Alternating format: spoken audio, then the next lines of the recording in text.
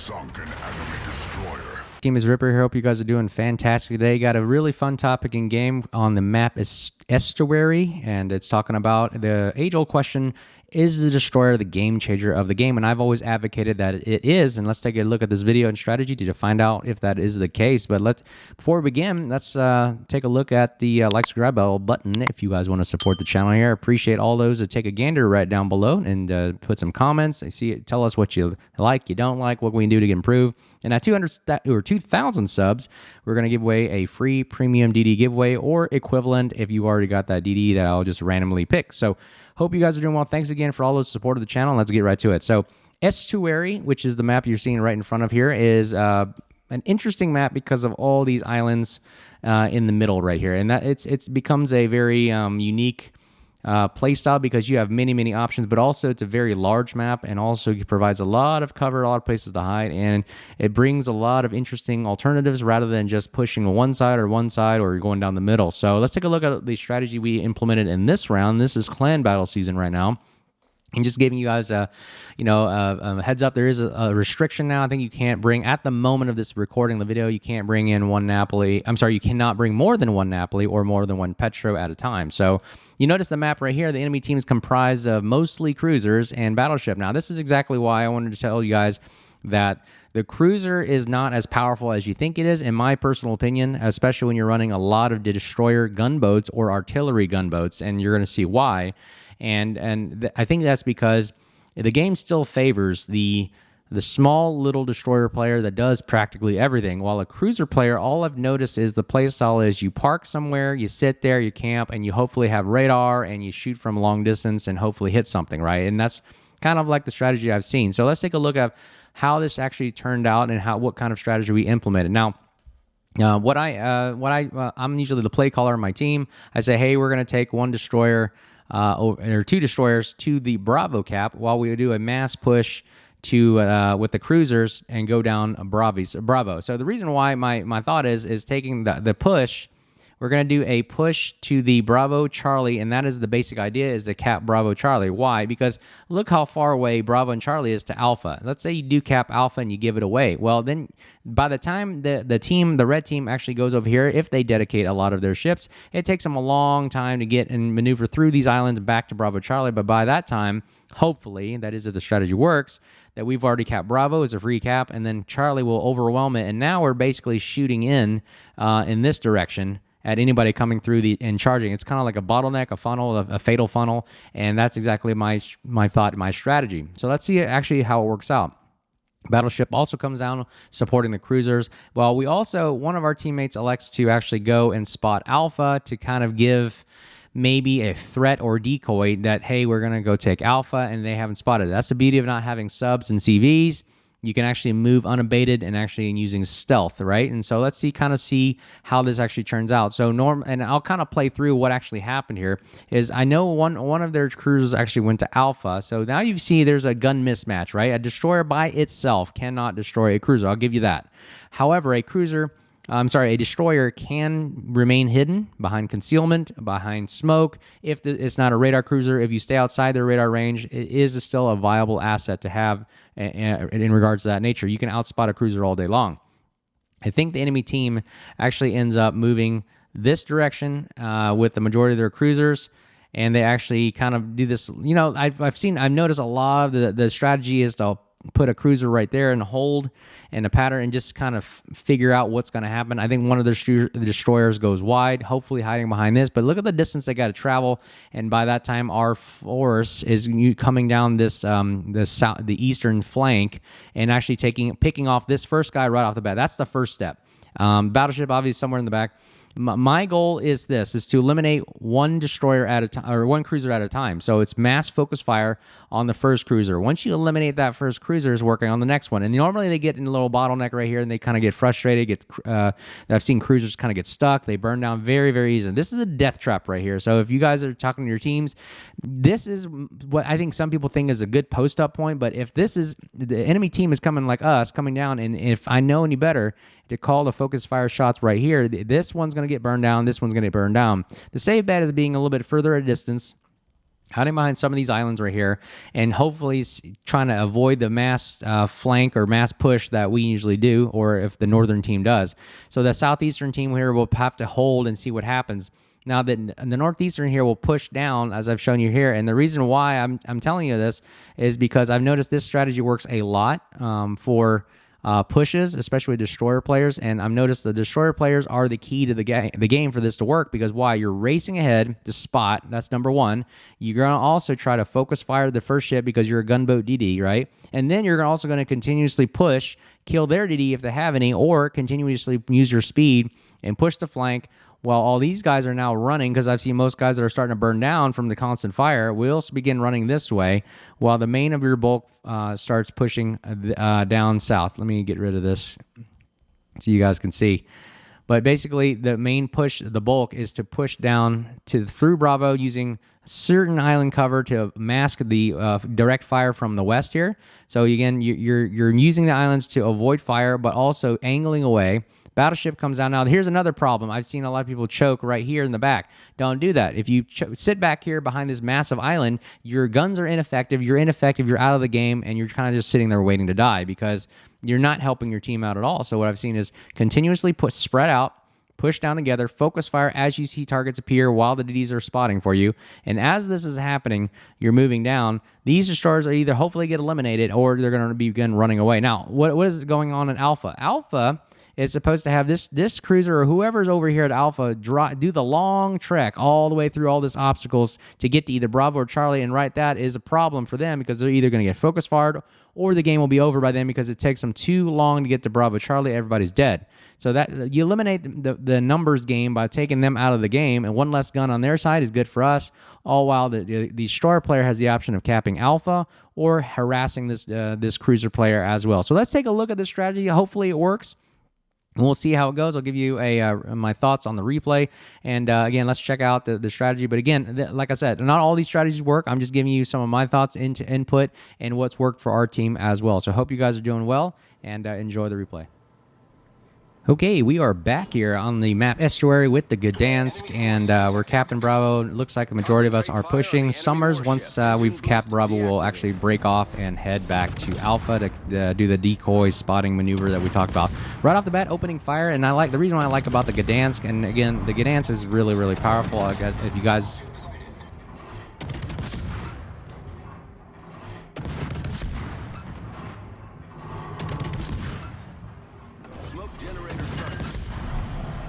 But it's super powerful. It's super ridiculously, I don't want to say OP, but it's got everything that you want in a destroyer. My gosh, I mean, smoke, radar, torpedoes, speed boost. It's got tons of health.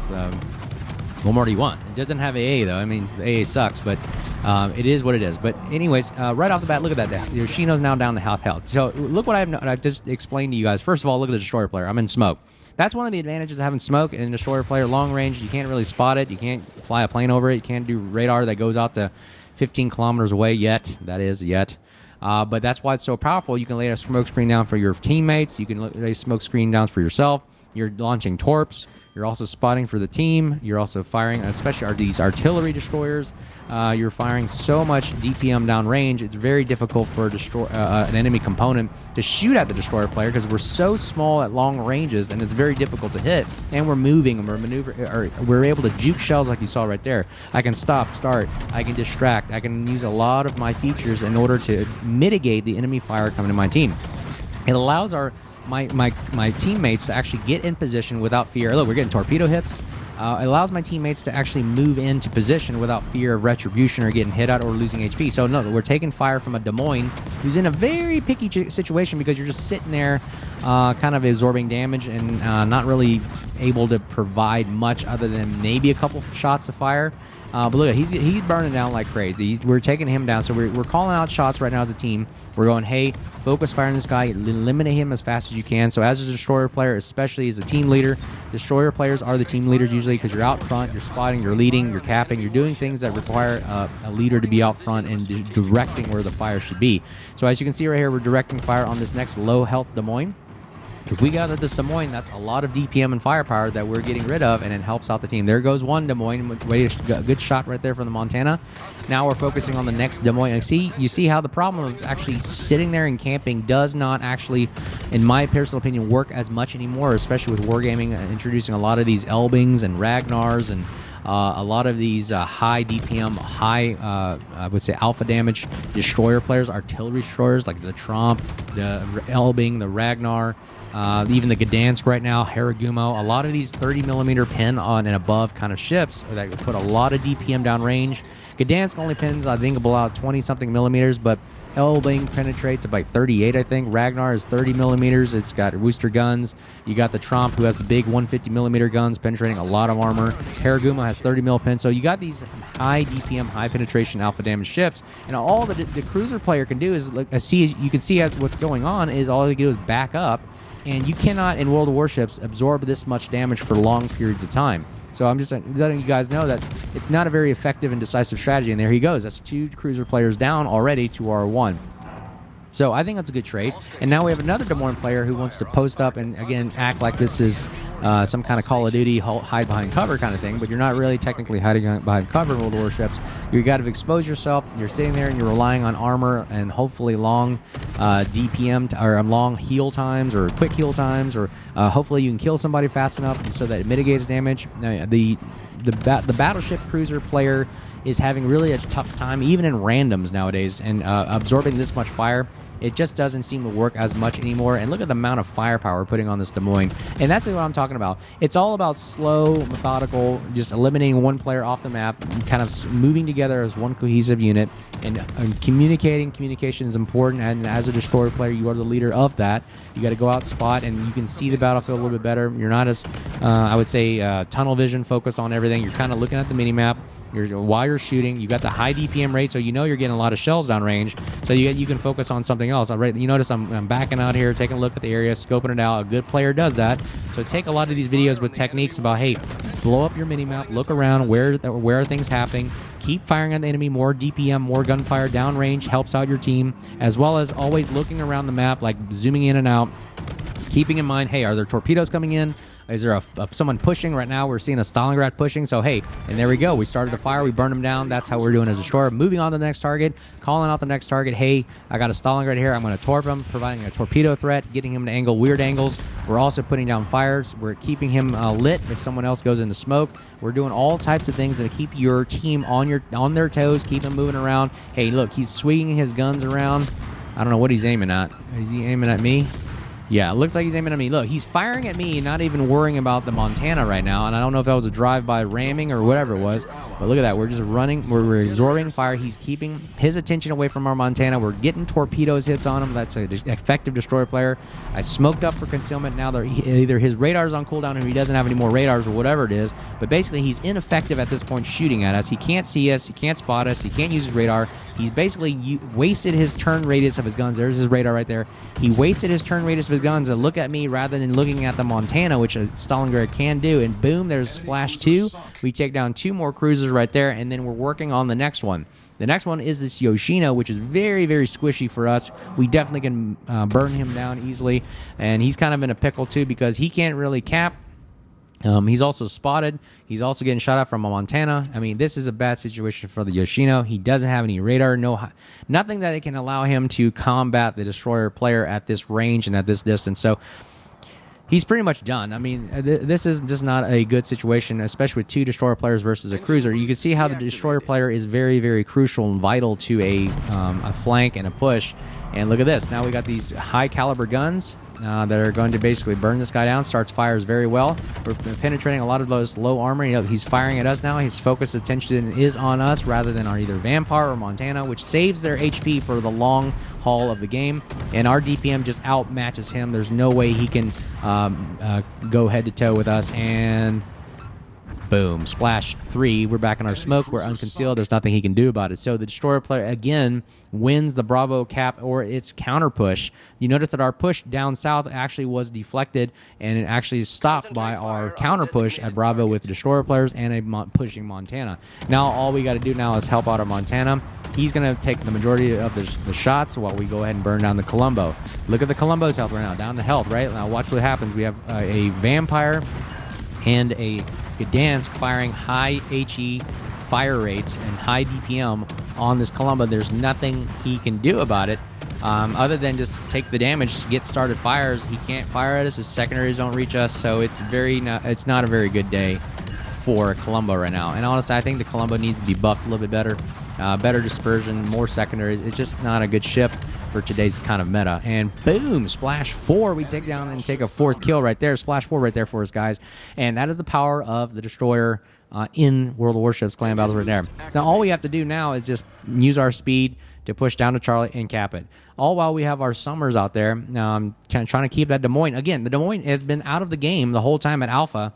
Even though he capped a point, really can't come and help rescue his friends who are down to another cruiser player, while we have two destroyers and a battleship to help push. So I'll go ahead and fast forward this to let you guys not have to endure the boredom of driving here. Okay, it looks like our Summers is about to get eliminated right here. Yep, I mean, there's nothing the Summers can do at that range and that distance. I think his intention was to try to do ring around the Rosie around the island and hopefully get a nice torpedo hit on him, which is also a threat for a cruiser player, is the torpedo threat that I've been in a cruiser many times and been just devastated from a destroyer around the corner, just torpedoing you, shotgun torpedoing you, whatever, right then and there. Unfortunately, it didn't work out for us. Summers is eliminated, but we have 2 caps. And now take a look at the mini-map. Look how far the Des Moines has to drive, and again, this only may help come back in points if there's enough time. There's 8 minutes left in the game. They're behind on points. We have 2 caps. You can make the math, do the math right there. 2 caps to 1 usually wins the game, right? It's just basic math, especially if you guys are neck and neck or in the lead. Now, most of the time, I haven't seen many teams that are blown out the points unless they eliminate all our ships altogether. But at this kind of scenario right here is what you're trying to shoot for in clan battles, in my personal opinion. Now, other people have other strategies. Again, this is just my opinion. Okay, I'm not saying I'm some kind of expert guru or somebody that's supposed to be the CC or contributor that's supposed to go like, hey, I'm the expert detail. No, I'm just showing you what actually is the result of what I've seen out there and what I've recorded, and shows you the stats of the teams that I've seen and then the play styles that I've seen. And this is kind of like what's worked for us and what's worked for me, especially as a destroyer player main, especially gunboat main. And this is exactly what kind of pans out and plays out, because look, the Des Moines is outspotted. He can't use his radar at that range unless I'm driving in, or does he have any left? And now he's just going to take all the punishment from either the Montana or me. So we pretty much won the game. I like to open fire, just have fun, because that's part of World of Warships, right? You're supposed to have fun. Have fun, enjoy the ship that you got, earned, bought, whatever, and just have at it, right? And give this other cruiser player a shot at shooting at you. I mean, I just want to have fun and just see where it goes from here. So we're going to see if we can look at how much damage we can melt off, and we're getting about 1,200, 1,600. I mean, the guns on the Gdansk are ridiculous amount that you can burn down. There's nothing I could have done. I was low health anyways, and I was trying to juke and practice juking here and there. I encourage you guys, practice juking, dodging shells, looking around, and see how your playstyle works if you are a destroyer player. And I encourage that. I think we need more destroyer players as well.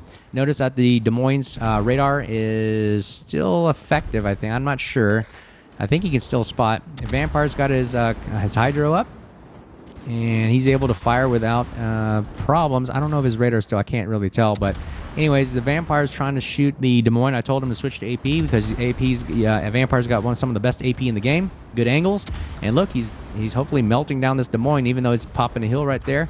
And there he goes. Look at that. Way to go, destroyer player. Proving that a destroyer player is very effective if used correctly, and you can eliminate a cruiser player with ease. So anyways, that's the game. Like, subscribe, button. Love you guys. Like what we're doing here at the channel. Want to support 2,000 subs. Doing a free premium DD giveaway of my choosing.